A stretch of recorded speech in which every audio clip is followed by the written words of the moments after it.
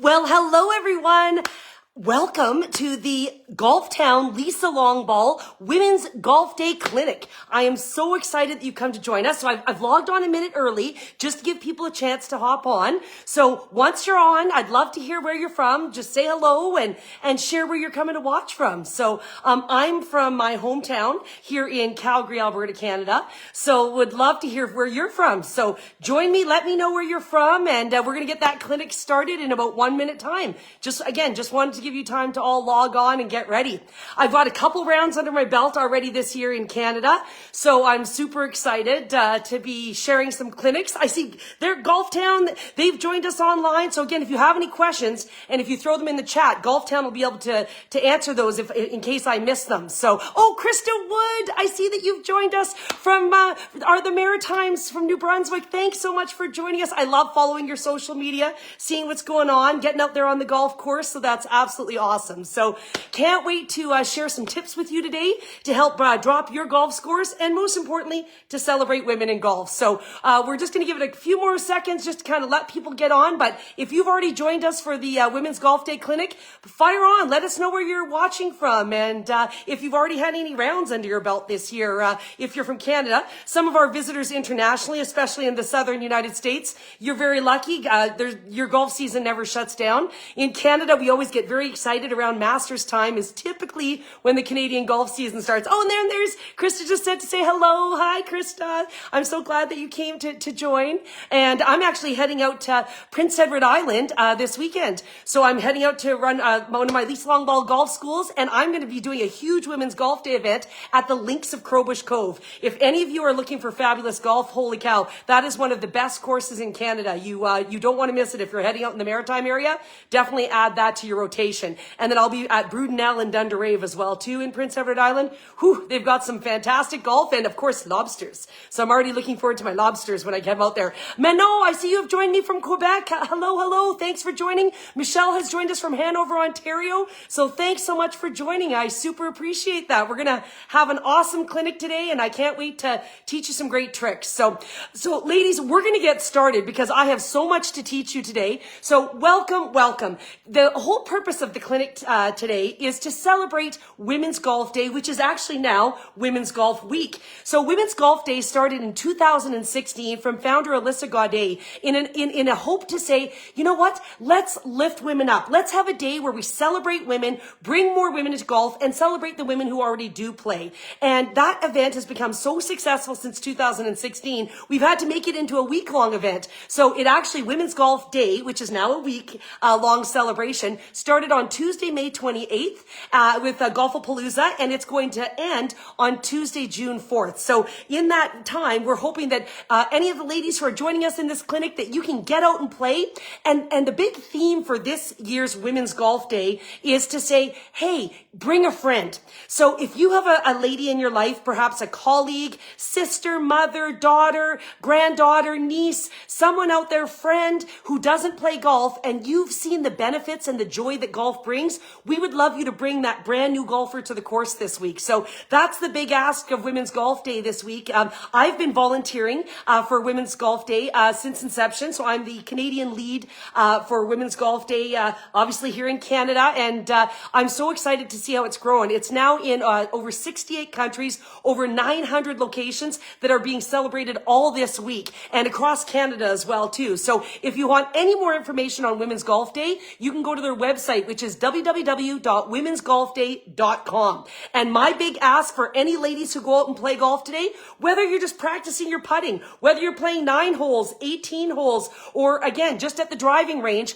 what we ask you to do, wear the colors of Women's Golf Day, which are red and white. And it really happens to be awesome because those are Canada's colors as well too. So wear red and white when you go out. And if you're on Twitter or X, Facebook, Instagram, throw it out there. We'd love to see a hashtag Women's Golf Day. So post out, let's celebrate women. Let's celebrate women in who golf, lift each other up. And if you can, try to bring a new golfer out with you. I would love to see that. So a few tips. If you are bringing a new golfer with you out to a golf course, now whether that's an adult who has never played before, one of the ladies that maybe you're bringing out this week for Women's Golf Day, or your child or grandchild, if you're starting golf, here's a few little tips that you can give to make golf super successful, because golf can be really intimidating and really hard at first until you get the swing of things and know some tips and tricks to get that ball up in the air.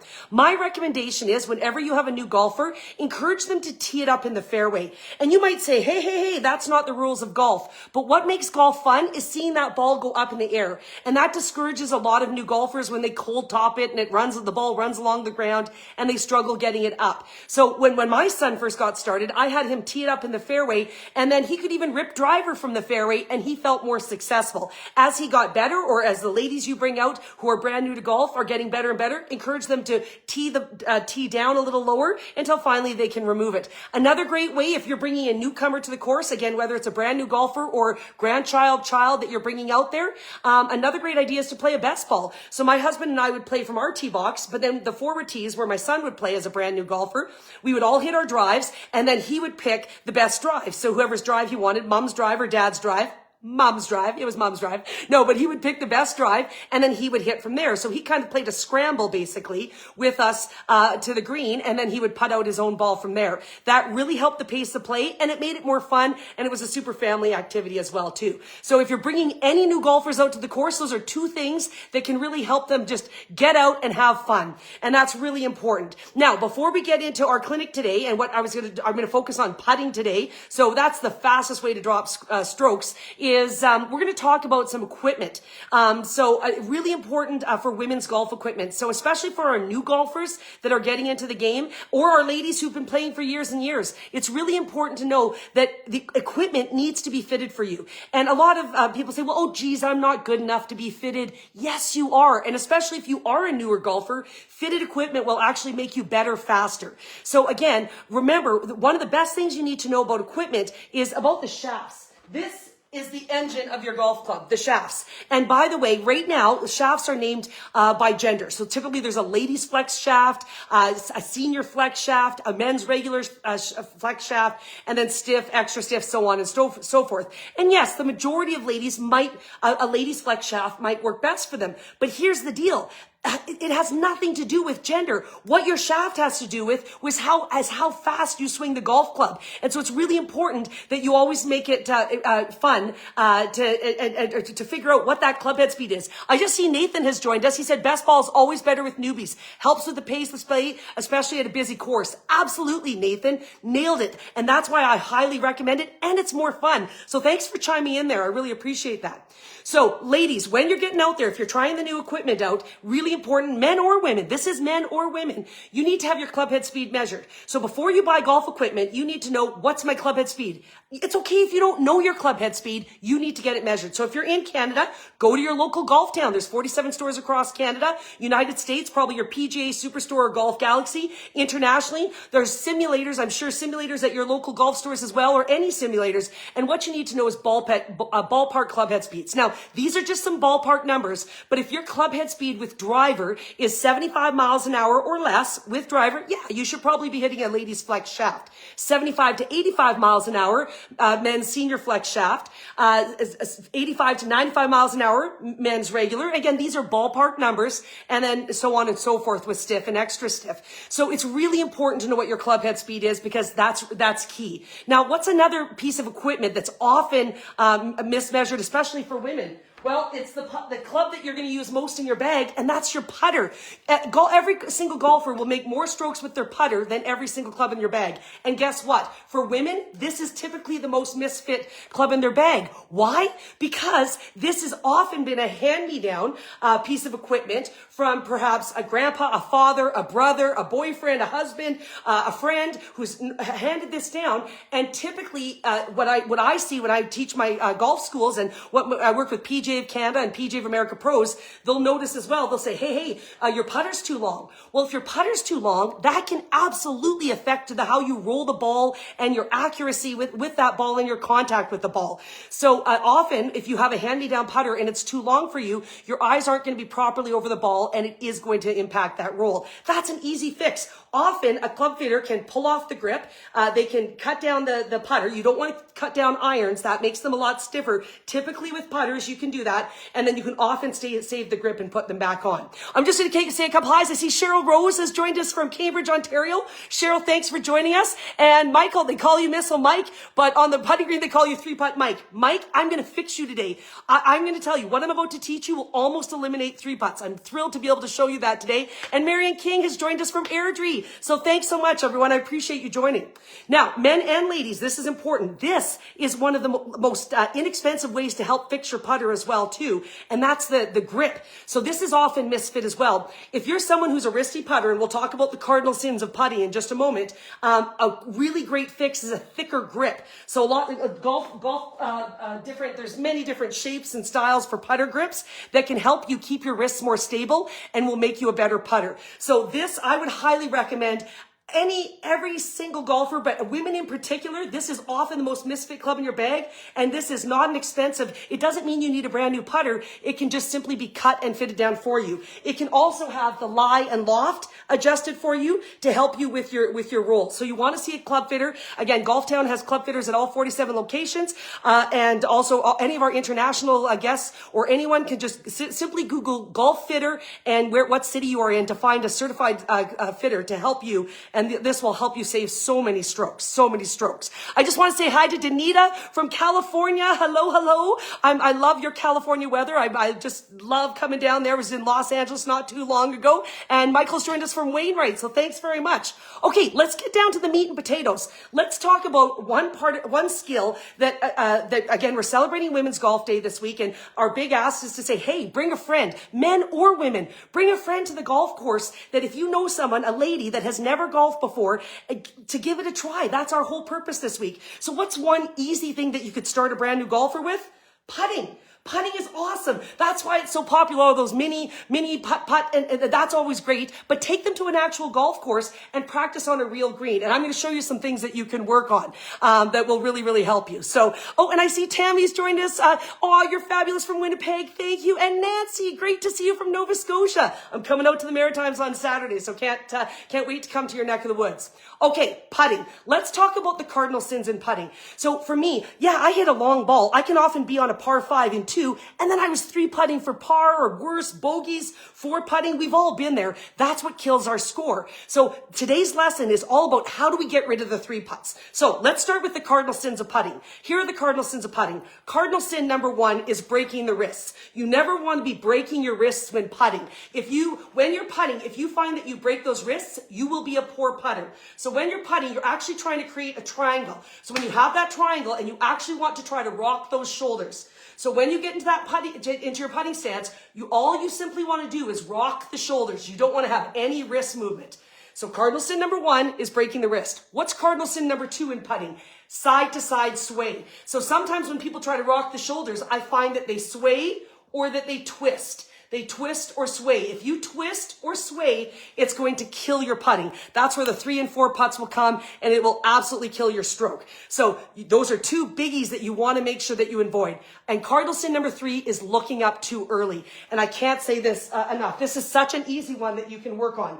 So this one, when I say looking up too early, as a right-handed golfer, when I putt, I used to get so excited to watch my ball go in. I'm just using a red box there, so it's easier to see on the video here. I would be so excited to watch my putt go in. When I would putt, I would look, and I would always miss it left of the hole. So if you look up too early, you have to remember that your putter head is super sensitive. So when you go to look at your putter head is going to come with you, and it's going to turn. And even if it just turns a fraction of an inch, it's offline and it's going to make you miss those putts. So here's my suggestion to you. I want you to count to 2 before you look up at the cup. So whenever you're putting, I want you to get ready to putt.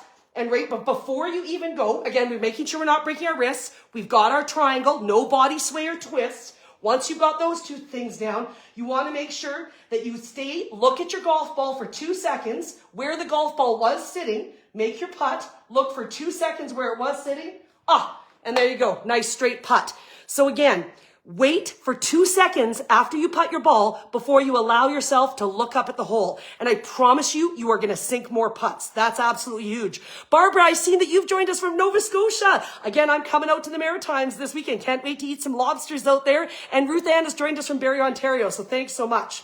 All right, what else about putting? How do we become better putters? Here's the next thing I need to talk to you about putting. It's important that we need to take out of our vernacular harder, softer. Okay, harder, softer. So what do you mean by that? How many times have we all been putting and this has happened to us? We go to make a putt. Let's say that again, that's the hole. We go to make a putt and we blow it by the hole. So what do you say? Shoot, I hit that too hard. I hit that too hard. Okay, so our next putt needs to look like this. So if I hit that one too hard, here's my next putt. Shoot, I hit that too soft. I hit that too soft. Okay, so my next putt has to be harder than the first one, but harder than the second one, but not as hard as the first one. Well, guess what? Hard and soft isn't measurable. What we need to do is make putting measurable. If we can do that, we can fix it. But hard and soft is not measurable. So I need you to take hard and soft out of your vernacular. I never want you to say, I hit a putt too hard, I hit a putt too soft. So the technique I'm about to teach you, I use that when I teach my golf schools. And I've had so many ladies that have reached out to me and said, oh my gosh, Lisa, I had a round with no 3 putts. I'm putting the best I have in my life. And this is to make putting measurable. So how do we do that? How do we get rid of hard and soft? The first thing we need to do is create tempo. So every single one of us has a tempo, and your tempo will not be the same as my tempo, will not be the same as the tempo of the lady beside us. Our tempo is going to be completely different, but you need to figure out what your tempo is. And what is your tempo? I call it your tick-tock. So when I say tick-tock, you need to rock your shoulders at a certain speed or pace, and that's what your tempo is. For me, this is basically the pace I like when I'm putting. Tick-tock, tick-tock. And again, your tick-tock might be tick-tock, and the next person's tick-tock might be tick-tock. It doesn't matter as long as your tick-tock remains consistent. If you change your tempo, what I'm about to teach you won't work. So you need to make sure, spend a little bit of time, even just in your basement, wherever you are, just again in your garage, or it could be at the putting green at the golf course if you have a chance to get out there and practice a lot. But just practice, what is your natural tick-tock? Tick-tock. And again, if any of you ever played any piano when you were a kid and you had a metronome, that's exactly what you want to think. I actually say the words tick-tock to myself when I'm putting to really help me with my tempo.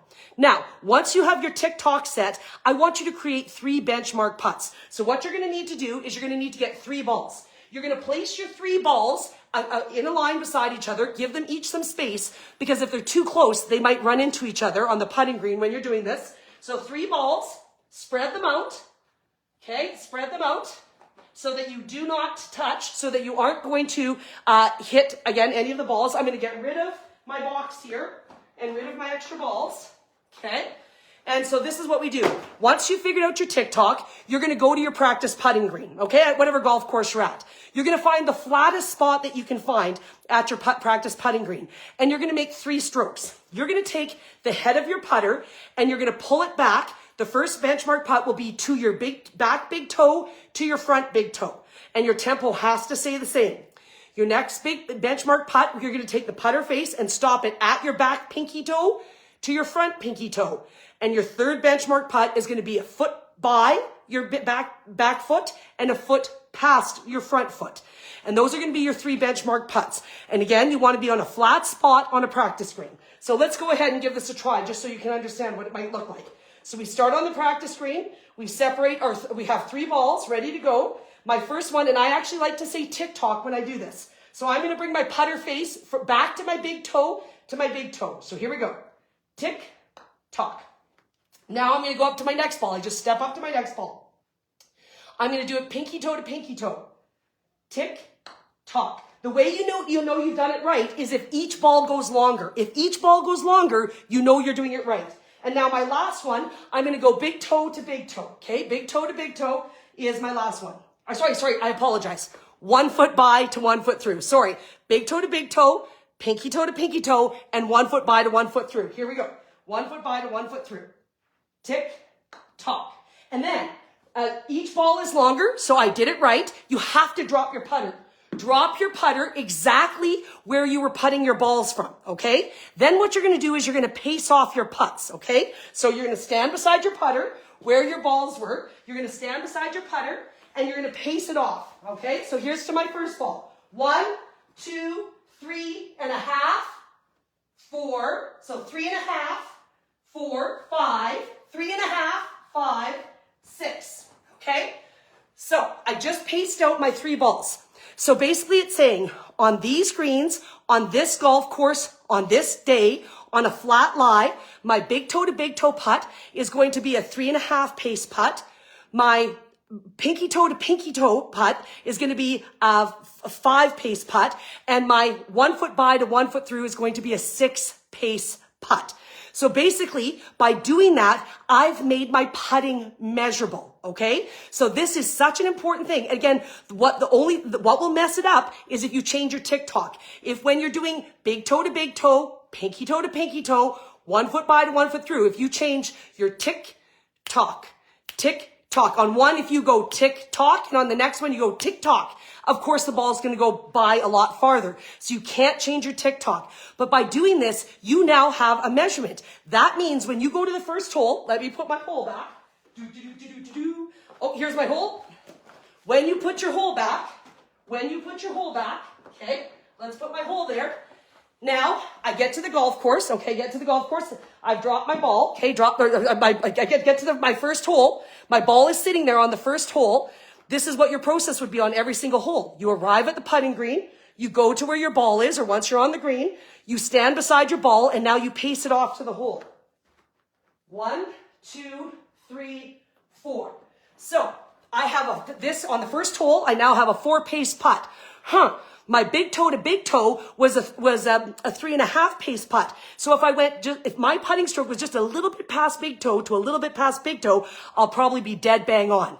Now, I hope this is a moment that you're kind of going, because it's mind-blowing. If you can set up yourself, and this will kind of help with, those kind of up to kind of 20-foot putts, maybe 25-foot putts, give you a sense that you can guarantee yourself the 2-putt. We're not trying to be greedy and get the 1-putt here. Hey, if it goes in, awesome. What we're trying to do is guarantee the 2-putt. So if you can pace that off, and again, it's not a perfect science, but it's the idea of saying, okay, I know that if I have 4 paces and it's on a flat spot at this golf course, because I've just measured it at the practice putting green, that the greens should be similar from that course's practice green to the golf course. Now I know that this is going to be just past a big toe to big toe putt.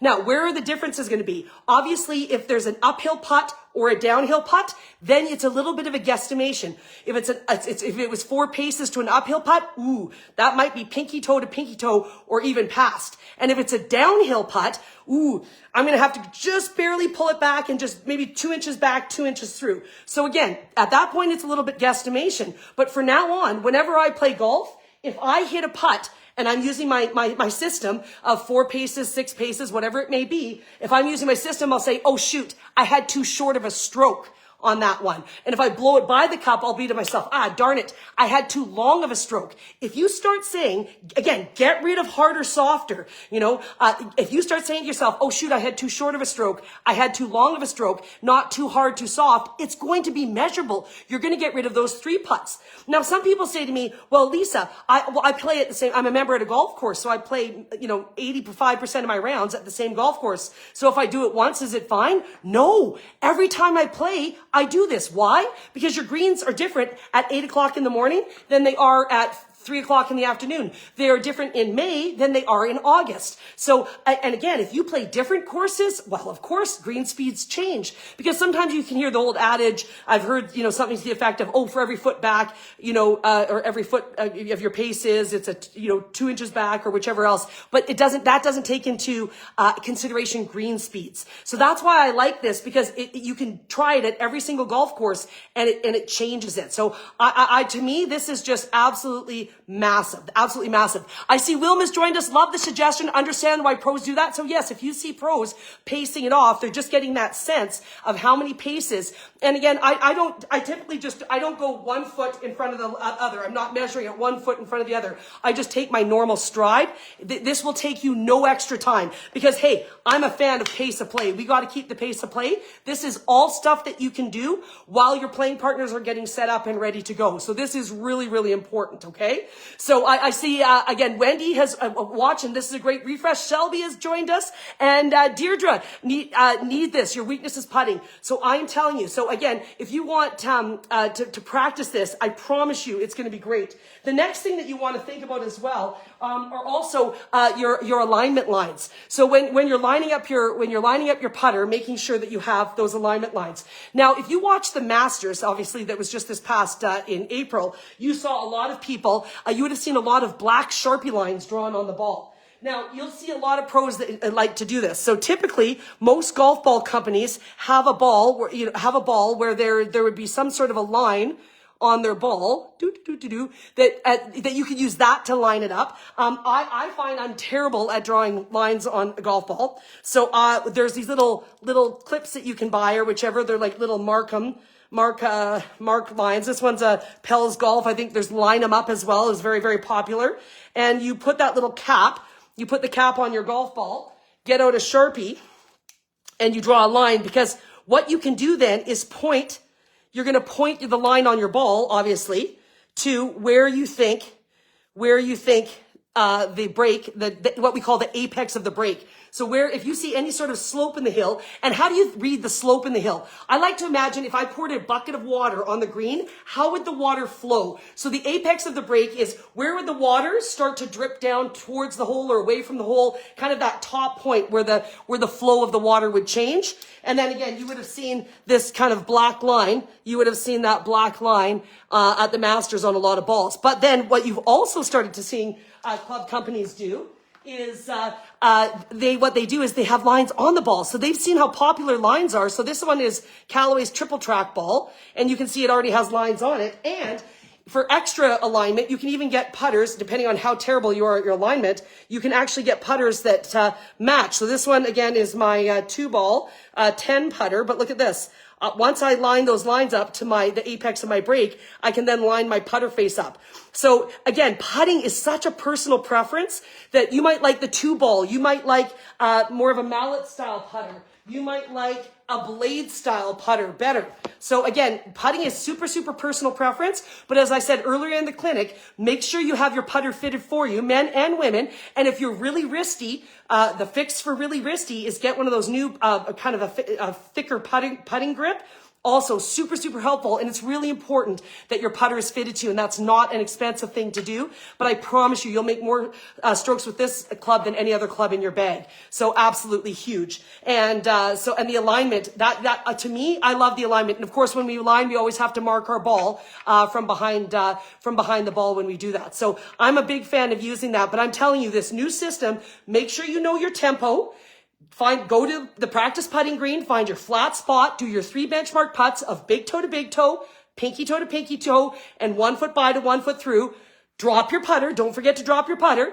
Pace it off. I like to do it twice to make sure my numbers are the same. And then I'll either write the 3 numbers on my scorecard or I'll just type them in my phone so I have them, because otherwise you might forget, oh shoot, what was my big toe to big toe? Again, it only takes about 2 minutes to redo it. But I'm promising you, if you start this process, you are going to start to become a better putter if you're not already. And hopefully we can start eliminating those 3 putts. Another great drill to do when you're at the golf course and you're at the practice putting green, I like to take 6 balls.